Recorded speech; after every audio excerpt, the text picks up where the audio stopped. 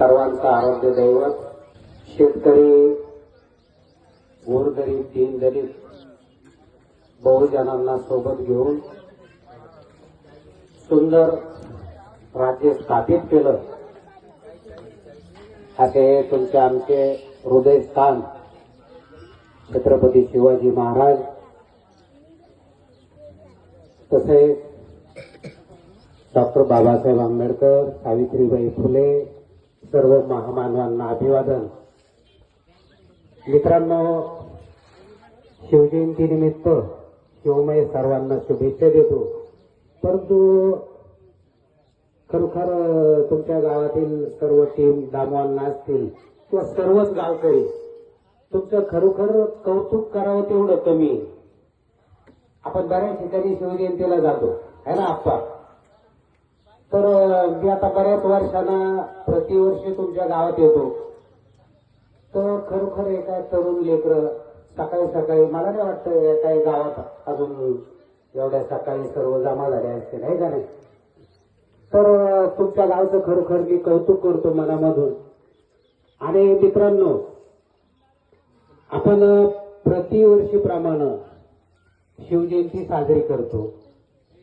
परंतु मला एक आवर्जून सांगायचं, या ठिकाणी आमचे लहान लहान लेकरं आहे, शाळेमध्ये मुले मुली आहे का नाही.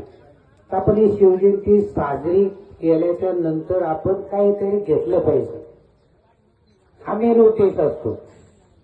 आमच्या शिवरायाचा इतिहास एवढा आहे की आपण दिवसभर सांगित बसलो, महिनाभर सांगित बसलो तर न संपणारा इतिहास आमच्या शिवरायाचा आहे.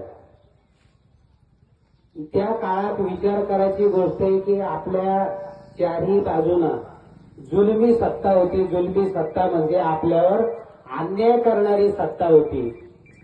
आणि अशा अवस्थेमध्ये आपण जगाच्या पाठीवर आदर्श माता म्हणतो अशा राष्ट्रमाता मा जिजाऊ यांनी आपल्या स्वतःच्या पोटचा गोळा, स्वतःचा मुलगा छत्रपती शिवाजी महाराज यांना लहानपणापासून शूरवीरांचे धडे दिले, शूरवीरांचे शिक्षण दिलं.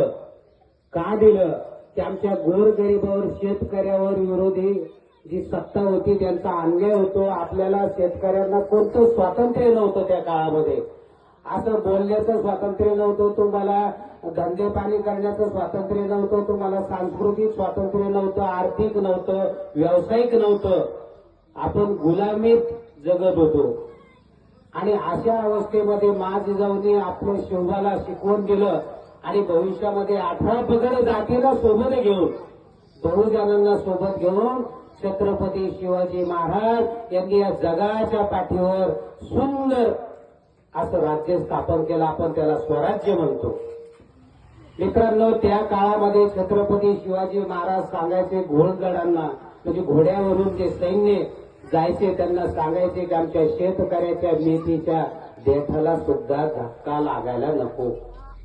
मित्रांनो, शिवरायांच्या काळामध्ये एकाही शेतकऱ्याने कधी आत्महत्या केली नाही. यावरून आपल्या शेतकऱ्याविषयी, दीनदलिताविषयी, गोरगरिबाविषयी किती तळमळ आणि किती आपुलकी, किती जिव्हाळा, किती प्रेम हे मा जिजाऊ आणि छत्रपती शिवाजी महाराज त्यांच्या हृदयामध्ये होतं, हे आपल्याला लक्षात येतं.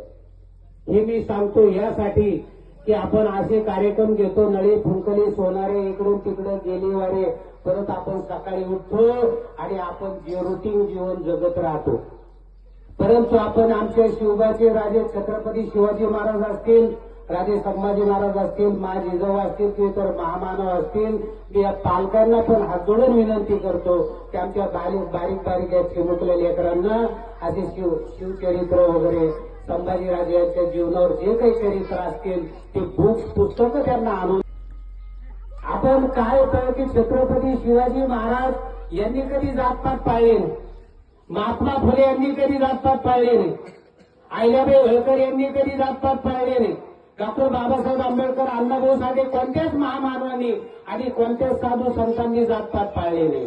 त्यांच्या समोर फक्त आणि फक्त समता, न्याय आणि बंधुता.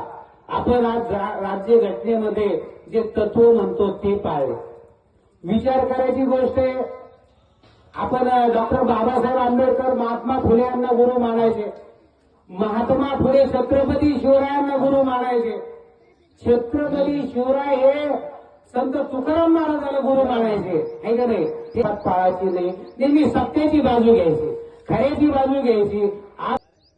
म्हणजेच खऱ्याला खरं आणि खोट्याला खोटं म्हणायची धमक आपण आपल्यामध्ये तयार केली पाहिजे. बोलायसारखं भरपूर आहे, तुम्हाला अजून फेरी काढायची आहे का नाही?